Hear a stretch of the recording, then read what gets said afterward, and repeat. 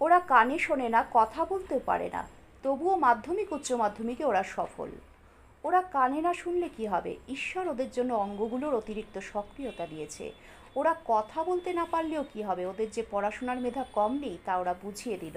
এবার মাধ্যমিক ও উচ্চ মাধ্যমিক পরীক্ষার জলপাইগুড়ি জেলার বিশেষভাবে সক্ষম বধিরেরা কিন্তু তাদের রেজাল্ট দিয়ে প্রমাণ করলো তারাও পারে।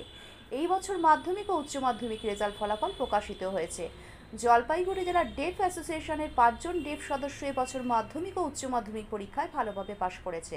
মাধ্যমিকে সোনালী বালিকা স্কুলের ছাত্রী সোনালী বিশ্বাস ও কালিয়াগঞ্জ উত্তমর্ষের উচ্চ বিদ্যালয়ের ছাত্র বিবেক বর্মন, আর উচ্চ মাধ্যমিকে বেরুবাড়ি তফসিলি ফ্রি উচ্চ বিদ্যালয়ের ছাত্রী পায়েল খাতুন ও ছাত্র মনোজ রায় এবং দেশবন্ধুনগর উচ্চ বিদ্যালয়ের ছাত্র প্রেম শাহ উত্তীর্ণ হয়। এই 5 জন ডেফ সদস্যদের সাফল্যের জন্য জলপাইগুড়ি ডেফ অ্যাসোসিয়েশনের সকল সদস্য খুব গর্বিত। সকলকে অভিনন্দন জানিয়েছেন সম্পাদক দিলীপ শাহ। আগামী দিনে ডেফ ছাত্রছাত্রীদের এই সাফল্যের জন্য সম্বর্ধনা দেওয়া হবে।